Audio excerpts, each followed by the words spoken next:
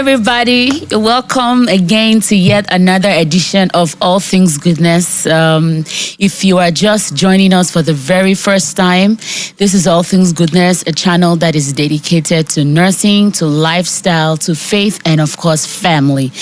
And in today's edition, we will be going towards the family route, okay? The topic that we'll be treating today is navigating in-laws in marriage, how to navigate the dynamics of in-laws. We know that a lot of marriages have crashed because interferences of in-laws were not managed properly.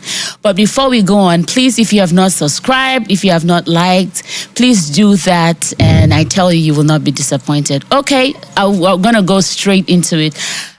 Today, I have with me my husband of 10 years, like I'll always say, Barrister Osawan himself. You're welcome again, sir. Thank you. All right, and I have Fam Bam, Friendstone family, the families of the Oduremis. Mr. Ultra and Becky herself. You're welcome again. Hi. All right. Good to be here again. Yeah, good to have you guys here. I mean, the last time we talked, we got a lot of, feedbacks and all. And so today we're yet to do another very controversial topic. Okay, like I said, we'll go straight into it. So I want to start with this question, especially in Africa or generally, there is this saying that when you marry into a family, you're not just marrying your spouse, but you're marrying the entire family. Okay, I can see mixed reactions there. Some say yes, some say no. What is your take as a person? Do you think that's true or do you think it's no? I start with Mr. Ultra because I saw your head vehemently saying no. All right, good to start with me because I'm opposing that motion.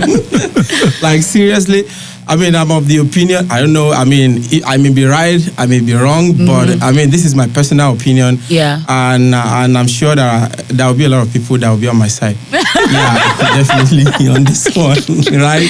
You guys, okay, I'm of the opinion that when you get married, you are not marrying the family of your spouse.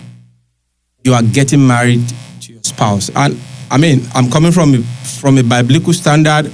My understanding, he said, for this reason, a man will leave his shall leave mother, his his father, his everybody, the whole family, and cling. That's right. There's two words there: leave and cleave and cling. When you leave, you leave them mean that is separation. Okay. And then you cling, which means now you are not connected to your spouse. So it's a new family, it's a new home. That is now your family. The other family becomes an extended family. Yeah. Extended relation, relatives. Yeah. That is what it is to me. Yeah. So your spouse, the children you are blessed with, that is now your family. That is my own stance. I don't know. Okay. That's what I feel.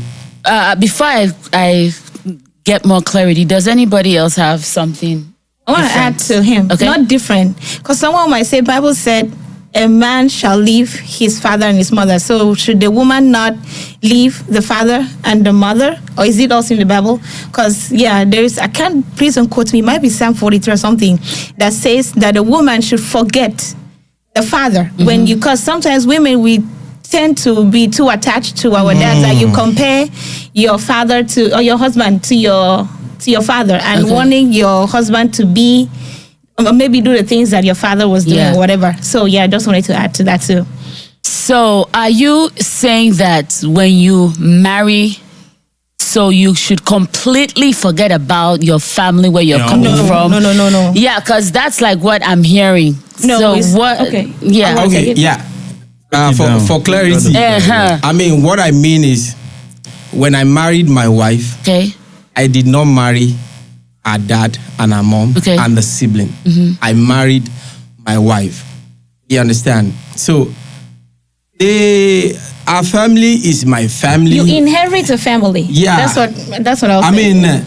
You inherit the family, but it's not like my family, the neat close family. You don't make decision that the It's an dad has to extended be making family. the decision for maybe the wife, or the mother makes decision for the husband, and then you now bring it to the home, disregarding that there's another person in that house. Yeah, I guess the point is setting boundary. You Okay. know, making it clear that I did not marry you.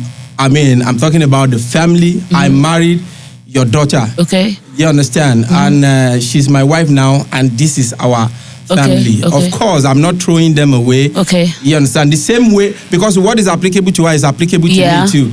She's not married to my family. Okay. Also, she's married to me. So the boundary is set. Okay. So that way, nobody is encroaching into our space from my side. Okay. And on our side also, of course, we still relate. We are friends, we are family, we are relatives.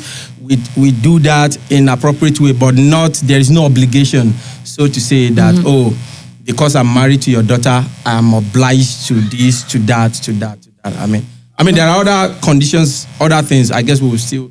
Okay, so what you are Expatiate just trying to say is, I'm married to her. There should now be boundaries. Yes. Okay, Mr. San, do you I think he buy disagreed that? with me. Different opinion. Yeah, so I think the second part of the answer sheds more light. When you made that first introductory statement, yeah. I was like, okay. I thought I was going to have a hard time, having that conversation or trying to convince you otherwise. But the thing is, my understanding of marriage, because we are putting things into context. Yeah. Because we are looking at it from a cultural point of view. Marriage is a union of two families Yeah. coming together, act as one, Yeah. in quote. Now, that does not necessarily mean that when you marry a wife, let's say, for example, I married my wife from Cross River State, does not necessarily mean that I'm moving her father, mother, siblings into my home. That's right. What it means is that it's an assimilation of cultures. It's a meeting point for both families to see themselves as one. That being said, we are going to dive deeper, I guess, but in other words, it means that I no longer see her family, her brothers, her siblings, her mother and her father as her father and her mother. Mm-hmm. I see that I've inherited an additional father and an additional mother. And have siblings, for example, if I'm senior to all of them, I see them as my younger ones. Yeah. So that's the way, personally, I see it. So really, because culture, when it comes to the marriage ceremony itself, it's an elaborate ceremony. Most times, it's not necessarily like we see in other cultures where people wake up in the morning, go to the courthouse, file the necessary documentation without their without parents. involvement. You don't even need witnesses in some instances, or just two persons who are witnessing it. But in the African context, when you're marrying, first you have to introduce the girl to your father, your mother. Move to the next stage of trying to know who the family is. And in most times, there are investigations. Do you know about the family? I've had instances where people took out discrete delegations to neighboring states to ask the neighborhood, do you know about, for example, the Oduremi family? What do they stand for? Is there anything we need to know? And sometimes they come out clear and say, we want to marry into that family. Do you think there's anything about the family that we need to know? Yeah. So you see how African perceives marriage. It takes it into the broader context because they see themselves as merging with the other family. And for example, if there's anything they do not feel is what they should be associated with. Yeah. So sometimes they come out with reports and they say, we have reports that the family is a very quarrelsome family. They go into... Now, we are going to have other perspectives. So, and then some families, for some reason, decide that they're not going to continue with the marriage. Things like that. I'm just trying to create... to give you an idea where I'm coming from. And then the marriage itself, there's the payment of dowry. Your father does not receive the dowry most of the time. Elders take the decision. And then sometimes you take a look at the list, particularly from your side. Cross River, Akwa Ibom. When you take a look at the list, there's football for the youths. Mm-hmm. There is rapper for the aunties. That's so. there is this thing for this. The list is enormous. It is not just for the family. And then they will now say, okay, please, can you talk to this set of people? It's an elaborate ceremony. It's cultural. It's a union of families. It's a union sometimes of the community, the local community.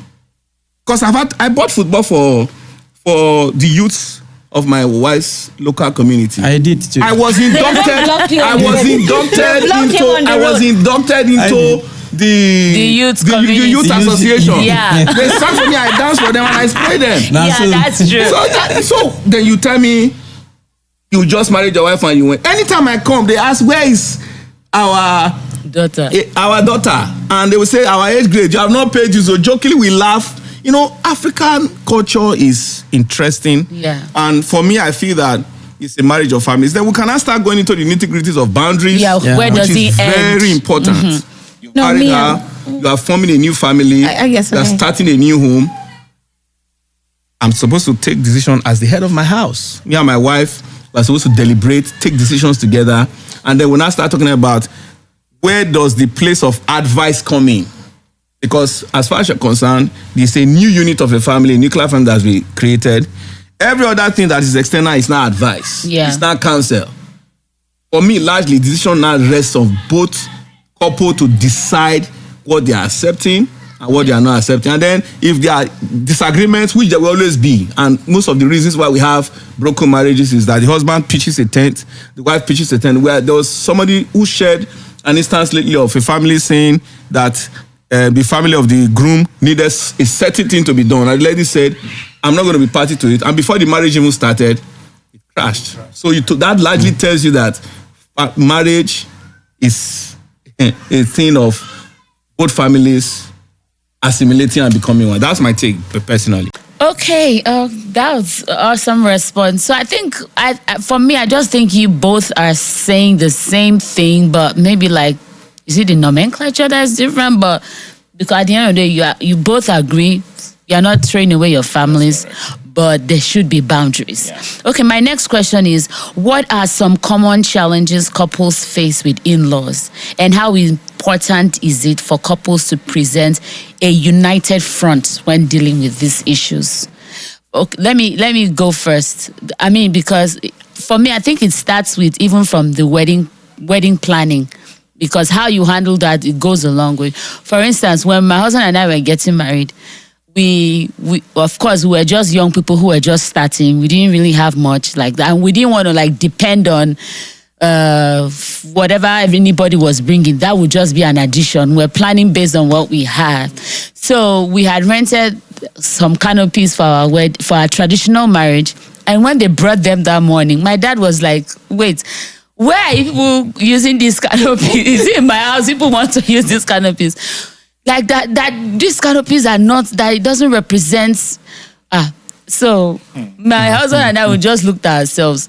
So we thought he was joking. And he kept insisting. So I just went to him and like, Daddy, please, this is what me and my husband can afford. If you feel like it does not represent, your person or I think you should just, bring out money and get something that befits your. That's what we're going to use. And that was what he did. He was like, you just told them to take the canopies away, and then he went and brought something that befitted. So imagine we did not, have a united front. Because I've seen cases where the lady now start putting pressure on her husband to be like, my father said this, or yeah, do something, and then his now got bro, and then there's problem, and it already starts like the interference starts. So do you think that putting up a united front is important? I think yes, it's actually really super important, because what you present to people is how they'll receive you guys. If you present that we are not, people will take that and roll with it. And another challenge that I've heard people talk about, because I haven't personally experienced it, thank God I have a good mother-in-law. And I believe you also have a good mother-in-law, because my mom is really cool. Yeah. So, but another one that I've heard people talk about is when, for lack of better word, actually they call it mommy's boy or daddy's girl. Yeah. True. So that's one thing I've really seen, that when people get married, this living thing, your father and your mother be not not forgetting, but just leaving and starting your own family. You can't be starting a family like we're watching one movie yesterday. And the girl was like, oh, my dad used to buy my mom flowers every first Thursday of the month. So she's expecting the husband to do the same thing. Flowers every He first can't Thursday do of the that. month. Yeah. Like, it's not even possible. He loves differently. And he will have to love you the way you want to. I get it. But some things are not, and like, it doesn't just make sense. Yeah. That's one. Or maybe you have a disagreement at home.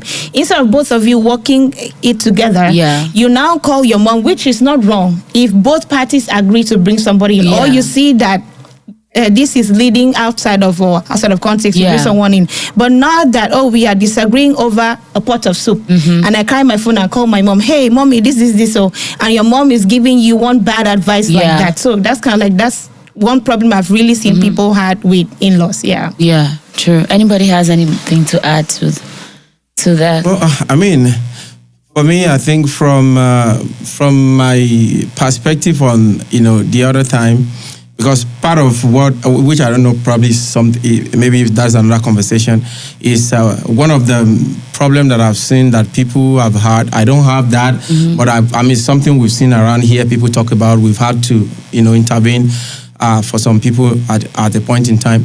Is responsibilities from in-laws. Yeah.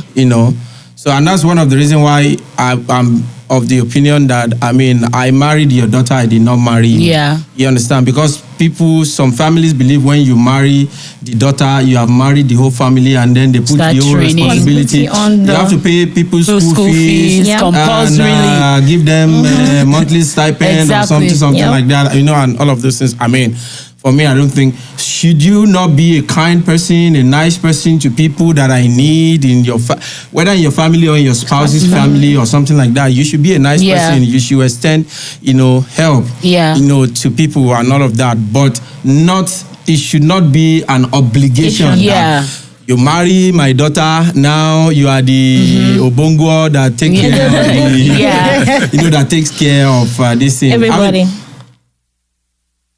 sometimes, when you talk about things like this, some other I've had people say, no, it's because maybe you are poor. If you are rich, Yeah. it shouldn't be a problem and all of that. Whether rich or poor. Yeah. I mean, even people that are not directly our extended family, we help still people help. Exactly. outside. It's Yeah. just, when people take it as, what do they call it? Entitlement. Entitlement. Yeah. Thank Yeah. you. That's the word I was looking for. Entitlement. Like, no, now that you have married my daughter, You have must. to pay my salary every month, or you have to do this for me every week, or something. Especially You have if the to- daughter is the first child and the first girl. Yeah. Okay now. The same thing for a woman Yeah. also, that, you marry our son, you have to come home to come and do something, Yeah. to do Yeah. this, to come and, I mean, even from Yoruba side, I mean, when we're growing up, we saw some things that some wives have to come to the parents, to the in-laws house to come and wash clothes like every weekend, wash their clothes, clean Wow. their house and all of those things. Yeah, things like that. I don't know if those things still happens, but those are some things that I saw hope when not. growing up in some, in some families. So, because they believe that you are married to us now, so you are our slave or you are our worker, you should come and take care of us and stuff like that.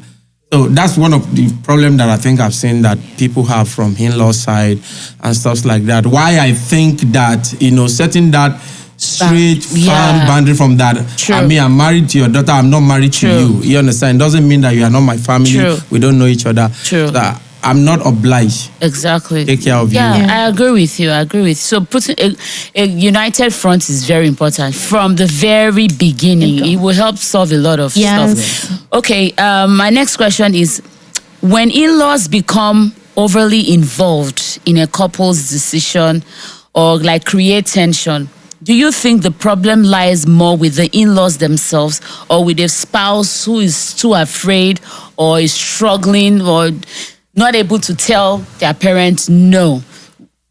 Is it the problem of the in-laws or the problem of the spouse who is afraid to talk to their parent? I think Who's it's taking both it? ways, though. Okay. Yeah. but I Two-way mean, traffic, yeah. Yeah, so basically it's two ways. Yeah. First things first, creating boundaries is the primary responsibility of the new family. Yeah.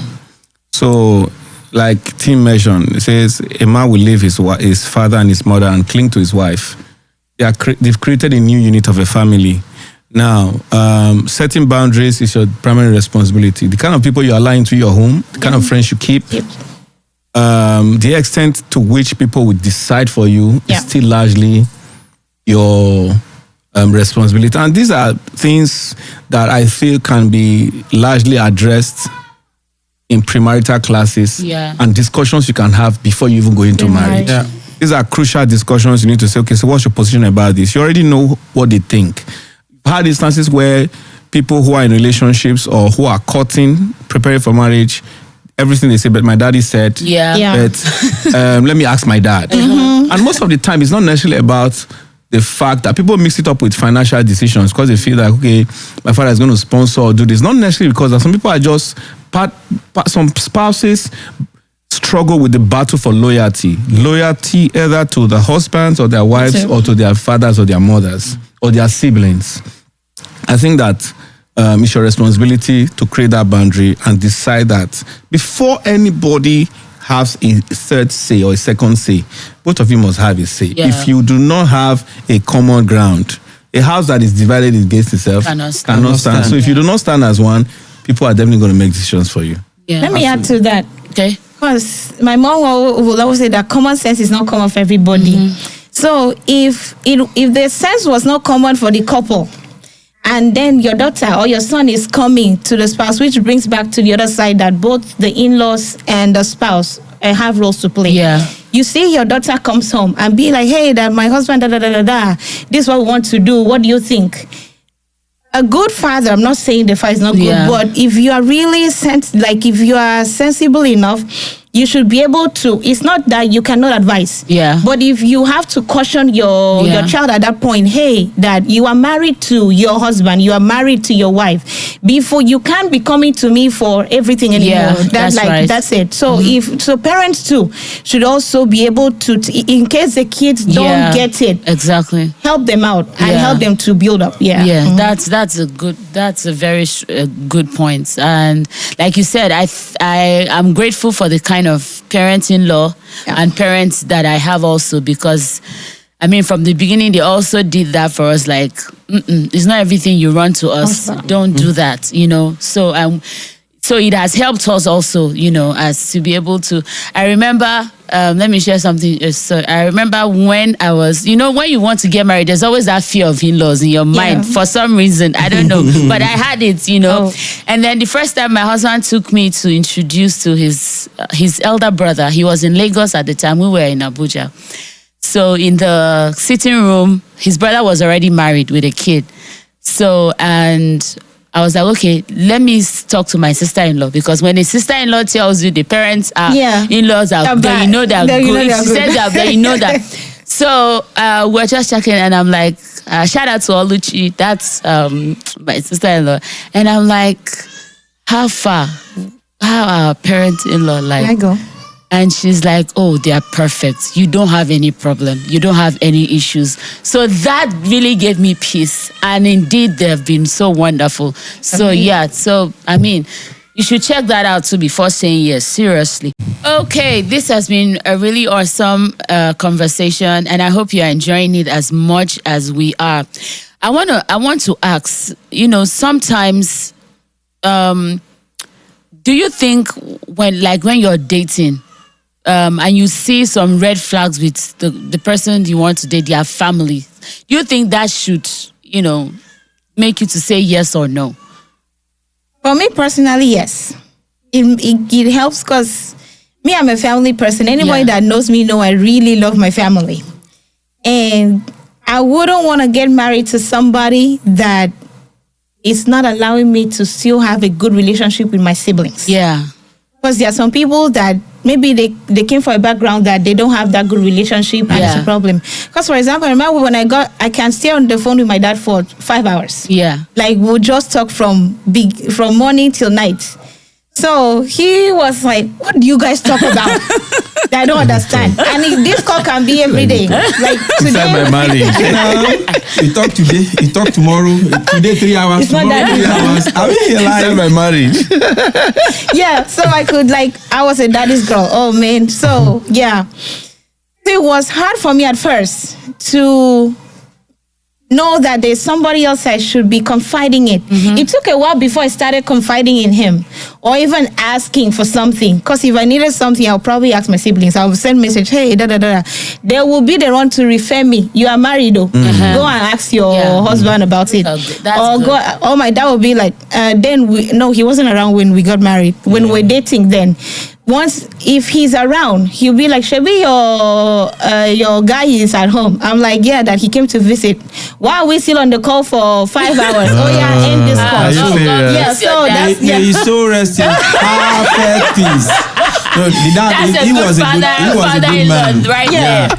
He was a good man. You know, I was looking forward to that relationship with him. And, Yes. I mean, we didn't get to have that after by the Yeah. time we get married. But Yeah. the little time we spent together, it was good. Wow. Yeah.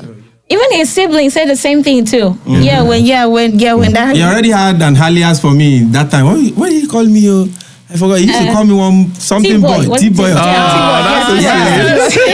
Like we flow like, you Yeah, know, wow, that's so flowing. It sweet. was really So, nice. I agree with you, Becky, because for instance, like me now, there's a way my husband has his own like relationship with my parents. I don't know how to say it.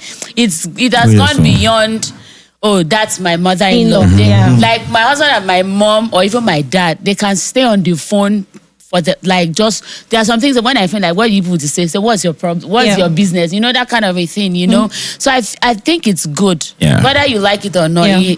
it has a way of, you know, and then like you said, my mother-in-law, when I met my parents-in-law, they were just, my father-in-law is, if integrity was the name, was a person, that would be my father-in-law. The same thing with my dad too. There's no gray area with them. It's black or white. You know, Correct. that's and my mother-in-law too. She's as in when they are coming to my my mother-in-law is coming to my house. My father-in-law was already started drawing her ear. Don't go there to disturb somebody's daughter. If you have any special food you need, pack it. Don't go there and say go and buy. You know that's how sweet. I remember the first time you know how they say daughter-in-law you go you have to pound you do this. So when I got to the house that day, she was cooking. Of course, you have to go in trying to help. So my husband was ready to tell me, baby, you have to pound this part. I said, okay. So I was just pounding. My mother-in-law came into the kitchen, saw me, but he said, oh, Sass, what are you doing? Like, what? Say this, you want to kill somebody? That no. She collected the pistol from me, like, no. Like, have you ever seen your father make me pound yam? Why would you? My mother blasted my husband that day. Like, don't ever in your I wanted life to introduce her. make to her yam to pounding. pound yam. No, she didn't agree. Oh. She made my husband pound it. I was like, hey, is this one family? Hey, I got jackpots. I'm telling you. But on the flip side, though, because there are some people that don't have good in-laws, maybe Yeah. that's what we want to use it, or they don't have good characters or good relationship Yeah. with them. Because, like, question was, would that cause you not to get married? Yeah. There are some things that you look out for. Because if his family was not welcoming, there is a probability that I would have probably said Yeah, no. true. Because I will feel that I really look forward to having the same relationship I had with my family, with his family. True. But if some people, they don't want family, they just be, it's just Us. me, myself, Yeah, and my exactly. family alone. If both of you are like that, Then it's okay. I guess yeah. it's good for Una. Yeah. If it's, so that way to bring it back. I agree to that. a matter of choice, basically. Yeah. It's a red flag. I mean, if you see that in the family, you know, like they are not welcoming and stuff like that, you don't force yourself Into a family. You know, like, I mean, you'll be like, okay, like the other time I was saying, hey, you are not marrying the family. But, I mean, you left the fact that you are not marrying the family does not still mean that they are don't have not a part of your relationship. life. Yes. Yeah. You know, there's still part of your life. There is an extension of the things that happens to them that it still affect what goes on around you. If it doesn't, if it affects your wife, it would affects affect you. If it affects your husband, it definitely affects you. You will feel it at home. True. Yeah. So that's why you have to be sure where you are really, really going And to. most times I've seen that such marriages don't work. If they work, it's by, I don't know it's how to always say reasons it. rocky. It's Yeah. always so rocky, or it's just by the. In fact, I Yeah. know a lot. I can count like 10 that started like that. You knew that the family didn't really, that Thank did you. not work. Yeah. You need Yeah. support from You need support. True. every family. But sometimes you want somebody like him, like jokingly, my mom will call during the weekend. Did she cook? That's the first thing Yeah. he will ask. Yeah, did she cook for you? If he will say no, she will end up and say go to the kitchen and That's so right. that's example things Sure. like that. Okay, so the final question before we go today is how do you navigate situations where your spouse seems too weak, too afraid, or unwilling to address their family's interference? What strategies do you think can help? You know, the interference is much, and you know it, and both of you know it. But that spouse is just too scared to, stand his ground. What strategies, can the other person that can help? Want me to give this tab? Okay. I would say that one strategy you can use is to involve an external help. Seek help outside. Because the marriage is already outside in quotes.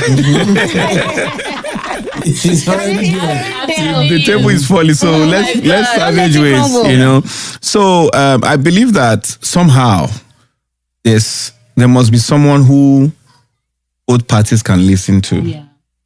And we can't restate this thing enough. With the little time we spent in marriage, if my wife says I will report to so person today, there's somebody she will say I will recalibrate, because in as much as I know that I'm accountable to that person holds me in high esteem to know that I should be able to navigate my family in a certain path, and then I'm deviating.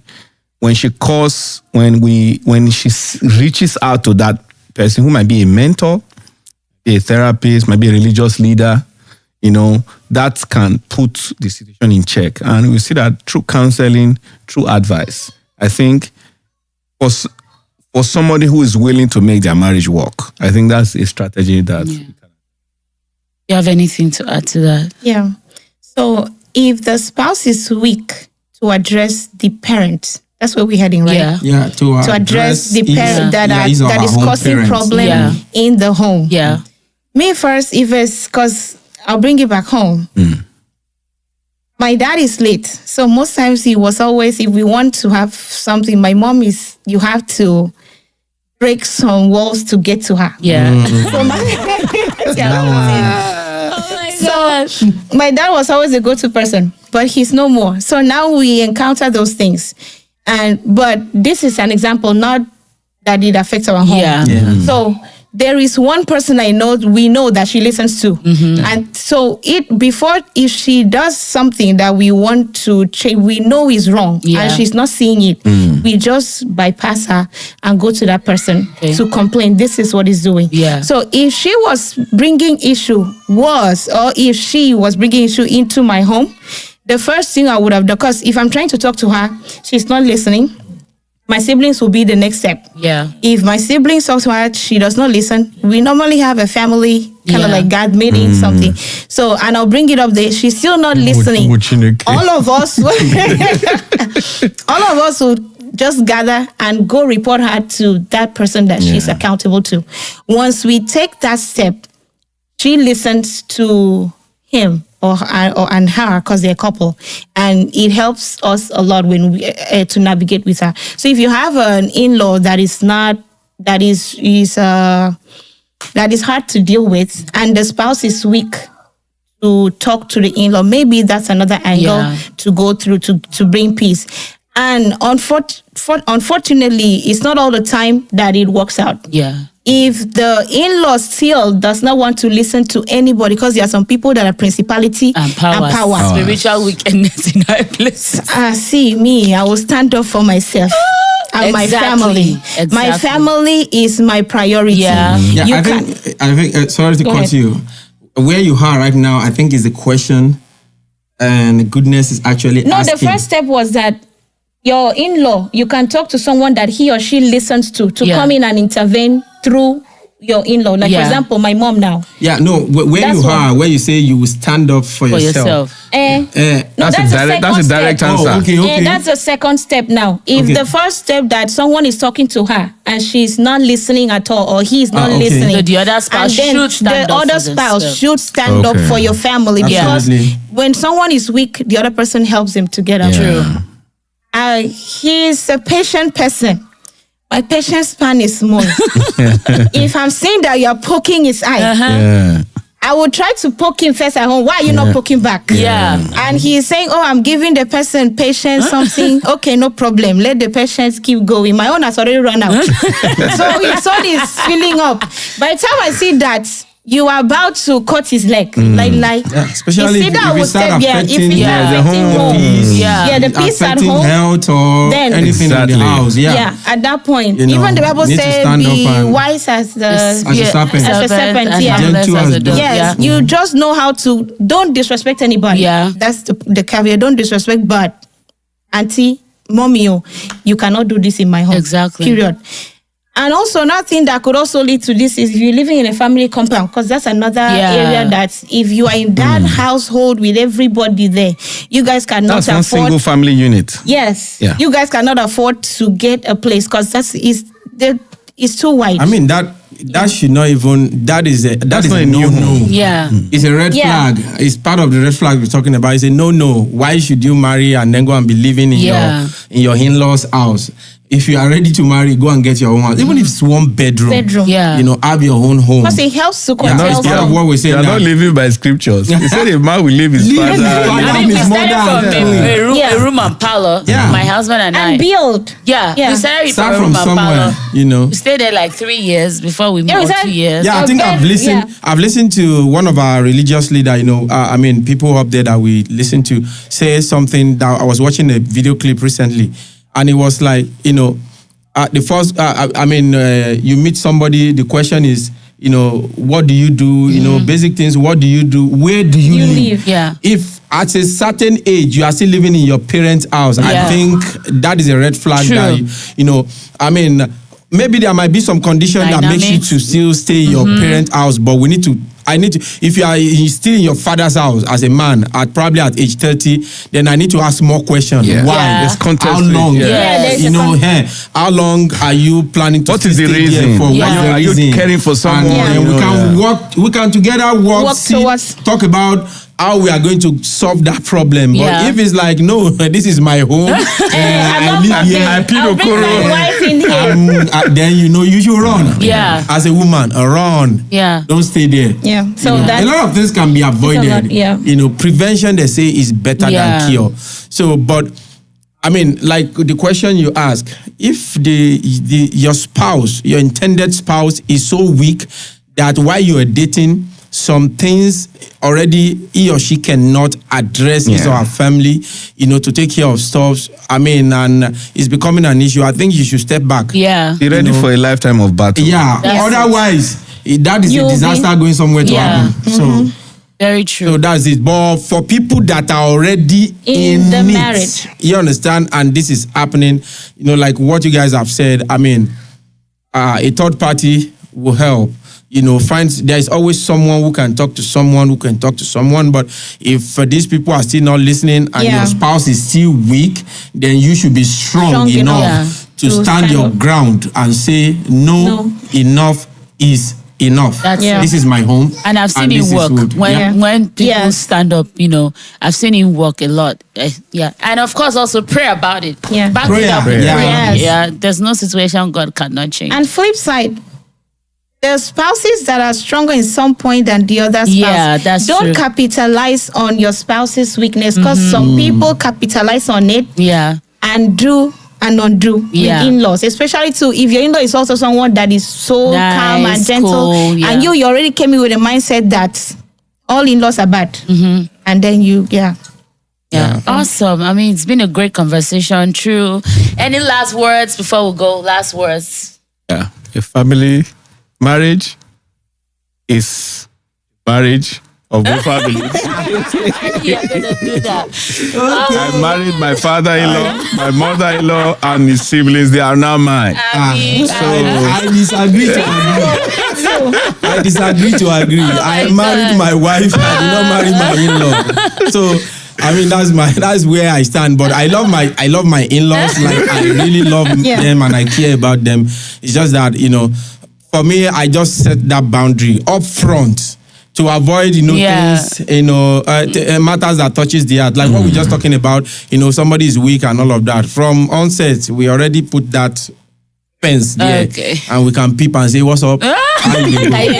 How can we help you?" Okay, Becky, last words. No, on that note too, I am of the opinion that marriage is for two people, and the family is an extension of your wife. Yeah. So you don't marry them, but their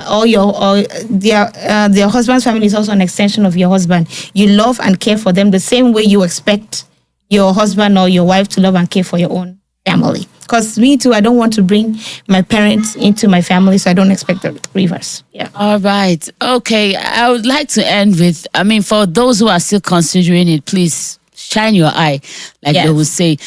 Sometimes we see the signs, but especially for us ladies, sometimes I feel like we are so desperate that we just ignore it and we feel like, when we enter it to be... No, it will not. It becomes worse. It grows bigger. So when you see those signs, please do not ignore it. And if you're there already and it's, it's like hell... You've heard all, seek counsel, pray about it, and then if no one can just stand your ground and God will help. Thank you so much for listening. If you have comments, please comment, subscribe, share, and then till we come your way again in the next episode. Thank you for joining us. Bye. Thank you. Bye-bye, everyone.